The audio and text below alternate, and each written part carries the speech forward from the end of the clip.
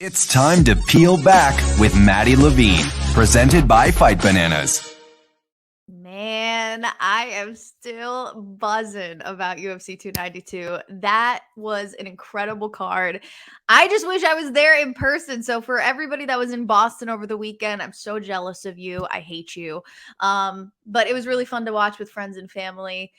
It is Maddie Levine. Hello. Welcome back to Fight Bananas, Peel Back with Maddie. And we always talk about fights, man. And UFC 292 was in the past now, baby. We are on to bigger and better things. We love talking about the fight game wherever it brings us. And let's be real, there's way more to the fight game than just UFC. We got karate combat star with us today, and you may know him from his viral martial arts videos with his super speed punching and kicking, or maybe you know him from the pit at Karate Combat as a lightweight contender. So welcome Samuel Ericsson to the show. What's going on, my friend?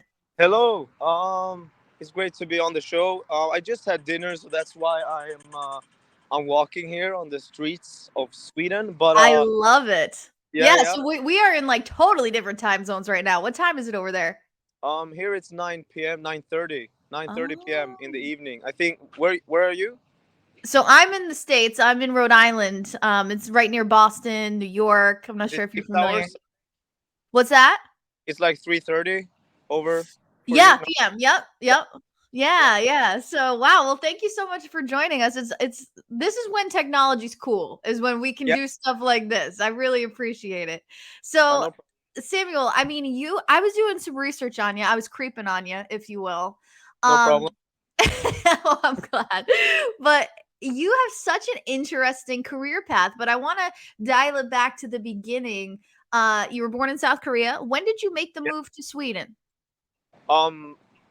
To be honest, I didn't really make the move, but I'm adopted, so it was my parents that adopted me to Sweden when I was just about 1 year. So I mean, I'm happy that for me as an adopted person, I've never been, missing like any other parents. I see my parents as my real parents, if Yeah, of you course.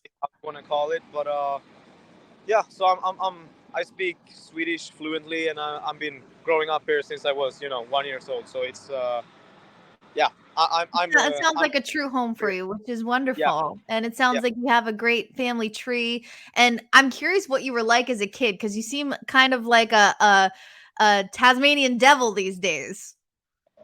Yeah, I mean, I had some struggles, as many kids have, but at some point, I got everything turned around and managed to find this path where I just focus on martial arts and becoming someone that could uh, I wanted to inspire people with the stuff I do. Yeah. And my best way of doing that at the time when I wanted to start with it was to take it on social media. And then I chose to do it on Instagram just because at the time, it was also more, direct. YouTube was obviously a choice, but I just, I just thought, Instagram is more quicker, it's more personal, it's more like people are on their phone the whole time. So it was I chose Instagram as a platform to I mean, try. it's certainly working out for you, which is wonderful. But I want to touch on something before we move on. Have you Yeah, ever considered, being a voice for other children that might have had, an upbringing similar to yours? I mean, I know in America, foster care system, a lot of children up for adoption in the States, and I'm yeah. sure they're mentally struggling. So I'm sure you went through hurdles in that sense. Maybe do you have some advice for children going through it, or would you ever consider being, a voice for them? To be honest, me or my sister have never had any struggles at all with being adopted, which is I think Excellent. we are lucky with that. But I would say I'm not saying any other parents. I can just speak for myself. But our parents have always been very open that we are adopted. They also took us back to Korea when we were around 10, 11, 12 years old to show us that, like, you're from here, and here mom and dad are different. So of course I have a lot of friends that are adopted, and many of them have issues right now, like in between they are 20 and 30 years old. Mm. They wake up one day and they just don't want to, they don't they don't even know who they are, where they come from, or they just don't, they are not happy with the situation they are in, even if they are, plus 20 years. So it can come at any time. And of course I would like to tell my story and how I see it. My perspective on being adopted would be great. But I also sometimes feel that even if I tell them my perspective and try to kind of get them to understand why I or my sister never had any problems, it's very personal. So it's not Mhm. something that you could just, I say, oh, think like me, and the stuff goes Right. away. You But can't just you can't just blanket your experience with somebody else's, and no, that makes perfect sense. And it yeah. sounds like you gravitated towards martial arts pretty young. When did you start your martial arts journey? I started taekwondo when I was about 9 years old, Wow. and yeah, and it was at the same time I tried other sports like football and table tennis and stuff, but the one thing that I found I was very talented in, and everyone around me told me I was talented in, was taekwondo. So that's, I just Kind of stayed. stuck with it, huh? Yeah. I mean, it's crazy watching your videos. It feels like, I mean, I'm sure there was plenty of work put in, but it feels like you were this overnight viral sensation with all of these karate tutorials and videos. Did you ever expect to get that kind of response online?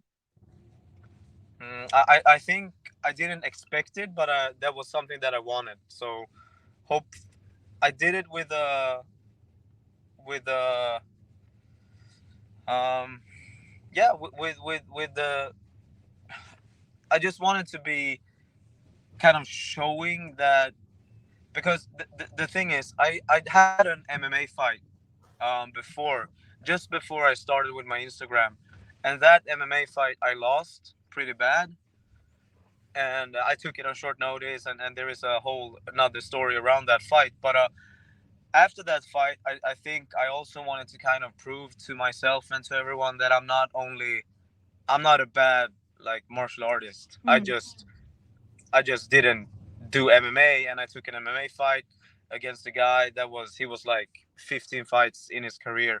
He was on the yikes. national team and stuff. Yeah, a wrestler also. So I think there was some kind of um, some how, I don't know, something inside of me Maybe like that, a point to prove.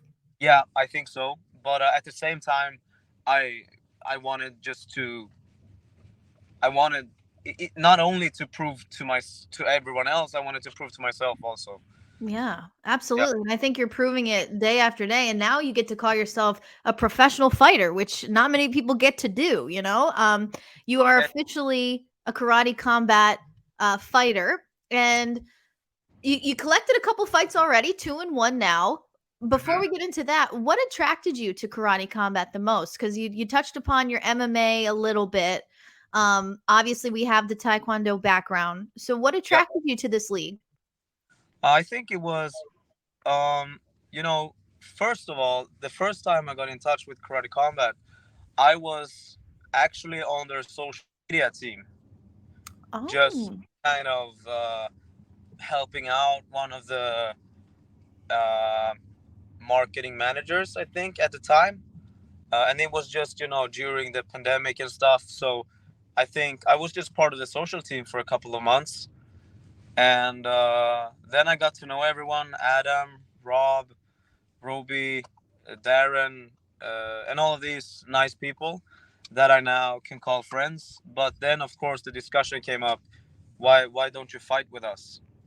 So that was the natural way. So I started to work with them, got to know them, and then thanks to my platform and my background, I got offered a professional contract. Did you ever was that ever the game plan? It kind of sounds like you set yourself up for success and you put yourself in a place where it's like now it's on the table. But was that ever the true goal? Was to be a professional fighter? No, no. I turned down a lot of even amateur fights. I've Wow. turned them down. So that was not the goal at the time. But then, you know, depending on the situation and depending on where your mindset are going, I mean, it can change very quickly, just over a few months. And when opportunities present themselves, it's also easy to change your mind depending on what the opportunity is. Yeah, So I it's guess hard to turn down an opportunity like that, especially with a league that's so interesting and different. And you're 2-1 now.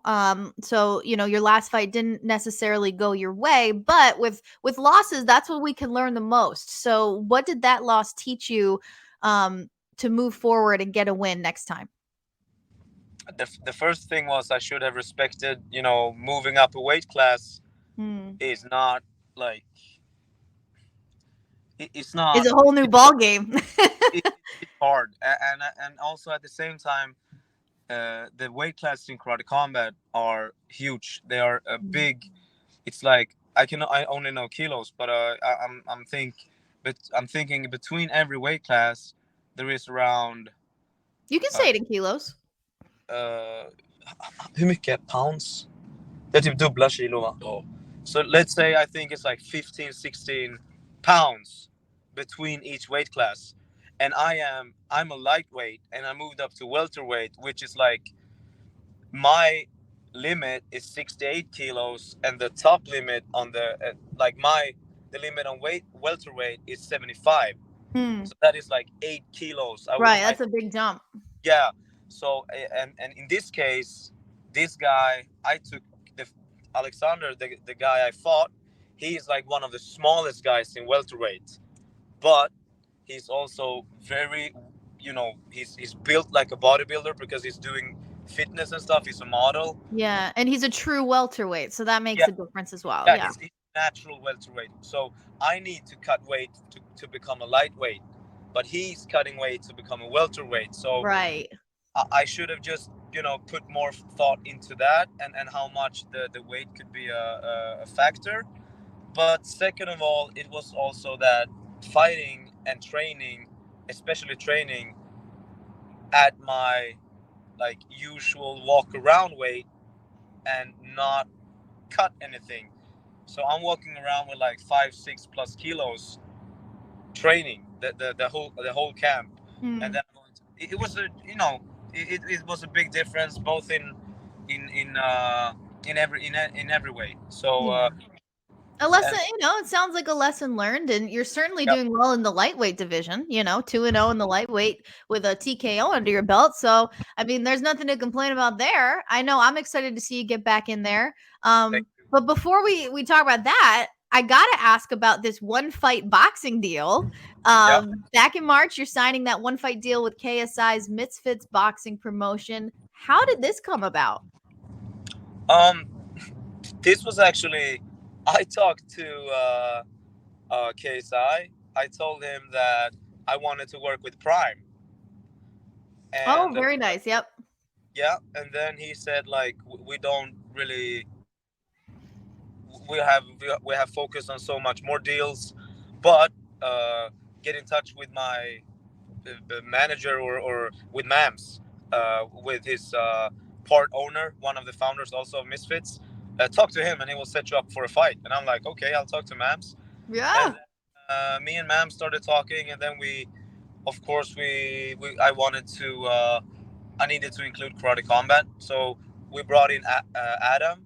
So Adam and Mams talked, me and Adam talked, and me and Mams talked, and it's just we came through with a three-way deal. So it's I'm still a karate combat fighter. I'm still under contract with karate combat, but I'm doing a crossover fight, if you Yeah. will, like Yeah. yeah. Is this signs of a potential collab in the future, or is this just kind of a one-off, try boxing out, see how it goes? I guess we'll see. Yeah. Initially, it's one fight, um, but like I said, and I think Adam and Karate Combat and Rob and everyone, like, when opportunities shows up, depending on what the opportunity is, I mean, do we go left or do we go right? It's we'll see. Yeah, I mean, you're certainly an opportunity taker. I've learned that in about 15 minutes. So that's Yeah, wonderful. Now I got to ask about KSI. He's got a big fight coming up in October. How do you yeah. feel about the KSI versus Tommy Fury coming up? You know, after seeing the Jake Paul fight with Tommy Fury, Mhm. I think KSI have a great chance to beat Tommy Fury. I think it's going to be very entertaining. Yeah, I thought the Tommy Fury fight and the Jake Paul fight was really entertaining too. And I was actually, you know, I thought Jake Paul did a great job. I thought that he would have a much harder time with Tommy. But, I mean, Jake Paul, I think Jake Paul is a good boxer. Everyone who is saying he's not a good boxer is just talking, you know, maybe he's not as good as, since he is so famous, when he says he's a professional boxer, a lot of people want to discredit him for not being a boxer from the start. Mhm. And but that is also why he fight like MMA fighters and stuff, because he needs to build up his record and experience in some way, but obviously he can't just jump in and fight all these Right. best boxers in the world. So I feel like these guys really figured out the formula. yeah, It's like they you are. can hate on them all you want, but at the end of the Yeah, day, they're making millions and they're doing what they love. It's yeah, incredible. yeah. You're You gotta familiar respect that. with Mike Perry, right? Yeah, You've come across Mike Perry. He's a huge Karate Combat fan, always at the shows, which is yeah, great. I don't know if you caught it, but he ended up facing off with Logan Paul yeah. I because saw that. Dylan Dennis apparently was nowhere to be found for their upcoming fight. Apparently, he's the alternate for that fight. I Yeah. think that's terrifying. Yeah, What do I you think think? Logan should be, if Dylan doesn't show up and Mike Perry steps in, Logan Paul better be ready That's for what that. I'm saying. I was Yeah, like, "Oh boy, yeah, okay." Oh man, yeah that was an interesting choice on Logan's part. But Mike Perry, yeah. really cool guy. What was your experience like with Mike when you got a chance to meet him? I would say he is just as exactly as you expect him to be. It's not it's not a show when he's, when you've seen him in the UFC, and also the BKFC, like he is like that. There is no there is no you know Act. mask, or Yeah. he's not trying to be someone else for the cameras and then he's someone else behind the cameras. He is exactly like he is. So when I first met him, it felt like I've met him a couple of times because Mm. I've seen him in Yeah, interviews. yeah. I've seen Feels like you know him on, already. yeah, he's exactly like that. He's a very humble guy. People also think like he's like, I would say he's smart, but he's smart, like he loves to fight. That is everything that he has ever done, and that is probably everything that he will ever do. And he just do He just he does loves him. doing, yeah, and he takes the smart choices for the fights. Yeah, I think he's a lot smarter than he pretends to be. I think he's a Yep, good guy though. He's yep, great. really Um, great. but I'm excited to see you do that boxing match. But first and foremost, you're a karate combat fighter, and it's been really Yep. fun watching you on the new series, the Kumite.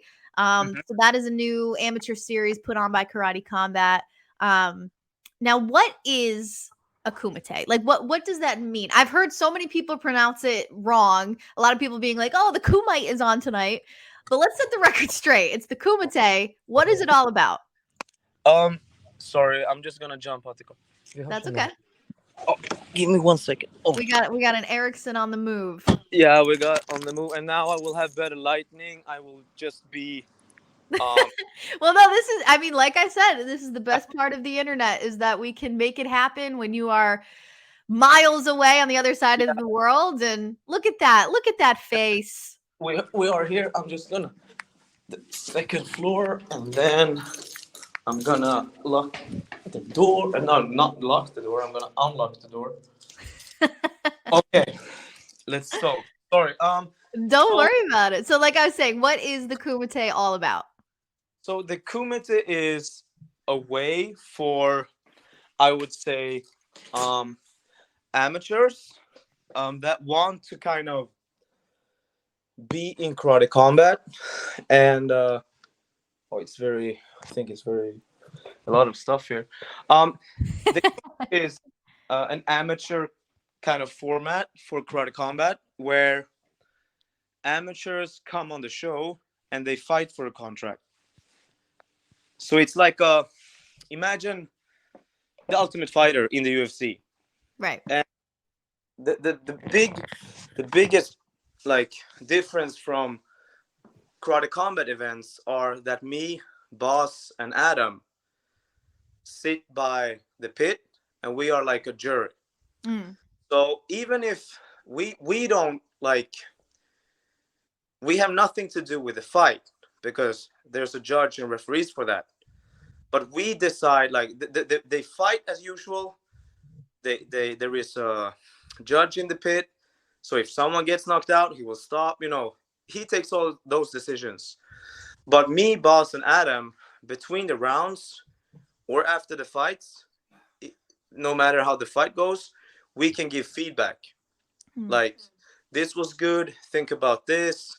Maybe you should be careful about this, to give them, just useful feedback for their fighting careers. Even if they don't win the fight, they can still get some, feedback from us. And then also we can decide if there's an extra round, if we really can't decide after 2 rounds, because now it's 2 rounds instead of 3. Mm. So if we think, it's like 1-1, we want to see more, so we can really decide who's moving forward. Then we can ask the judge to do an extra round, a third round. I love that. And Yeah. you touched upon how this kind of gives amateurs a little bit of exposure, one, and you're able to give them the feedback, which is great. But Yeah. a lot of these fighters, would you say that this is their first time getting live contact? Because a lot of karatekas, they're doing a certain type of sparring that isn't Yeah. necessarily cohesive to actual kickboxing, karate, Mm. combat. You know what I'm saying? So, what is the level of expertise, I guess I'm trying to say, for these athletes that are coming in? What are your thoughts on the level of talent that's coming in? I think that like some we saw, we could not like, is this a professional fight or is it amateurs who's fighting? And in terms of the styles, I would say it's a big mix. Some of them had, a lot of championship medals from the like only karate. Mm. Some of them had MMA fights, kickboxing fights. So there was a really big mix of people, a really big mix of different style. A lot of people that were also, how can I say, like their journey stood out, right? Because they sent in this video where they introduce themselves and show off their skills and show off from their fights and training. And for me, it's also like, since I come from where I come from, I've built up my platform. I've started martial arts at a very very young age, and I just kind of ended up here now, which I'm very happy and excited. I'm very excited to be in this position. But that's why I always think, hearing people's journeys, their Mm. stories, their dreams. Was this their dream for their whole life, or is this something more maybe like me, who kind of, because of different choices, because of different like reasons and opportunities, did they end up here? So Right. it's Yeah. just it's just very, it's like a, even if I, Bass, and Adam meet them for just a short amount of time, and majority of that time they are fighting each other, you still feel it's very personal, and I love that. So it's just it's amazing. It's a privilege for me to be a part of this kumite. I'm really excited about it. Were there any nerves on your end to have to be on the other side of the microphone instead of in the pit or in the cage? Because you're often the one fighting. So were you nervous about being the guy that has to talk about these people? I wasn't nervous about what I was going to say or how I was going to say it, but obviously, I feel for them because I know how nervous you are. Some of them cut a lot of weight, and I Mhm. also cut a lot of weight for my fight. So I feel with them because I know what they're going through. Because a lot of them had a tough weight cut. A lot of them, some of them had some injuries that didn't have time to heal, but they still showed up. So as a as an athlete and as a fighter, of course I'm nervous for them because I don't want anyone I want the best for everyone because Right. I know the sacrifices they make to be there. But then like you said, what I was going to say or what my opinions are, well, that's what I'm there for. In this case, I'm a professional jury. I'm Mm. not like I'm not going to judge them as a fighter to a fighter. I'm going to, I am a fighter judging a fighter, but in this case, I'm the jury. So I need to kind of, I can't let much of my, you know, I need to Emotion. yeah, Yeah. neutral. I need to be, this is, Right. this is you, red corner, blue corner, that. Right. I mean, when I started commentating, that was one of my biggest hurdles was like trying to not get emotionally attached to one side or the other and really Yeah. just being like diplomatic like okay, Yeah. you were the better fighter tonight. Yeah, that's hard. It is hard. Now, how can people watch the Kumite? They can watch it on like their YouTube channel. So I think the semifinals are now this Thursday. Um, so there are two previous episodes, and they are on the Karate Combat YouTube channel. So everyone who wants can just go there and check it out. It's like I would say if you follow Karate Combat and have missed Kumite, you must watch it because it's Karate Combat, but in a like very exclusive format. It's Very I think it's very well done. I think yeah, it's fun, like you said, we're hearing the stories behind these fighters, and it's giving these amateurs a platform, which is great. And there's a very handsome commentator. I think his name is Ross Levine. yeah, He's very, very nice. He's doing very yeah. well on the show. But yeah, so every Thursday, 8 p.m. Eastern time, I believe. I think it's 7 p.m. 7 p.m. Okay, so every Yeah. Thursday, 7 p.m., you can watch the Kumite on the Karate Combat YouTube page. Before I let you go, Samuel, we do have a couple of fan questions that I want to get to. Okay. One person writing in saying you have a lot of celebrity followers. Who was the one that excited you the most when you saw that they followed you? Uh. Well, I guess it's still Joe Rogan. I think. I mean, yeah, that's a big Yeah. one. If I because he started like the shout out he gave me on the podcast was like 1 year after he started to follow me. So it was just That's cool. yeah. So I Because mean it's one thing to have him follow you, but it's another to actually have him engage with your content. yeah. I mean I have a lot of like UFC fighters and following me too. So I mean I'm very excited about them too, of course. But Joe Rogan kind of I think he started to follow me like 2000, like at an early stage. Like a lot of these UFC fighters, some of them are champions right now. They started to follow me like not too long ago. Many of them, I think, started to follow me after the Tarek fight when I Mm, got viral. The right. CA thing. Oh, I think I lost him. Oh no. I think his phone might have died. See, these are the issues with technology. Technology pros and cons. Pros and cons. I think we got him back here. Let's see. Let's see if we can get him back on. I think I got kicked. There he is. Hello, I think I got kicked out. That's all right. No worries. We'll pick it up right where we left off. So you were saying a lot of people have followed you after that knockout you had, which is great. Yeah, I Um, think a lot of the famous people started to follow me like not too long ago, maybe within the last year. Yeah. And then I had a lot of famous people following me after the shout out Joe Rogan gave me. And then I had obviously some celebrities following me before that too. But among those, I would say Joe Rogan is one of the, I just, I have the screen recording still and I'm like, oh, look at this. And Yeah, I mean, it's such an amazing moment. It's like, yeah. holy crap, Joe Rogan said my name and played my video. So congratulations to you. I mean, that's a really cool moment. One more question from a fan asking, how's I think it's your dog, Gizmo? Yeah. How's Gizmo? He's not worse.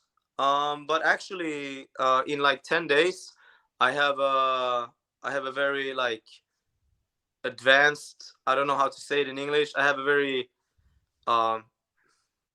I have a meeting. I'm going to visit. I'm going to the vet, and they are going to do a lot of different scans on him. They are going to take blood tests and stuff to So is see. Gizmo sick? It's like, yeah, he has he's had some issues, Oh, but that breaks my heart. Yeah, it's his back actually. So they did a scan of him like 2 months ago, and they saw that he is born with one like what you call it, the spine, the spine. Yep. He's born with one vertebrae, maybe. Yeah, Okay. yeah. Like, dog should have 7. He only have 6. Okay, gotcha. Yeah. Yep. So they need to scan his like they're Oh. going to, I think he's. Well, I don't. Yeah, I don't think this fan knew that your dog was suffering. I'm so sorry that they're going through that, and hopefully, everything can come back normal. But my cat Piper is a huge fan of Gizmo, so Piper says hello and wishes you well wishes. I should have. He always sit by me here. But he is. I'm going to get him after because I was like on the way for dinner. Yeah. Well, we send our love to Gizmo. Oh man. So before I let you go, when do you think we'll see you in the pit again?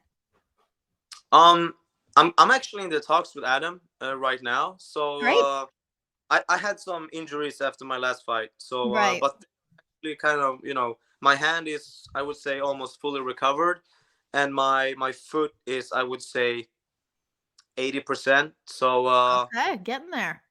I'm ready in the like next 2 months or something. So I'm talking with Adam like as we speak, like not now, but yeah, hopefully soon. Excellent. Well, thank you for your time, Samuel. Samuel Ericsson, fight fans, if you want to check him out on the Kumite that airs every Thursday on the Karate Combat YouTube page. Also, make sure you're looking out for a potential fight announcement very soon, hopefully to see you back in the pit. And thank you so much for your time, man. Have a good rest of the night. No problem. You too. Thank you so much. Bye-bye. Bye. Thanks.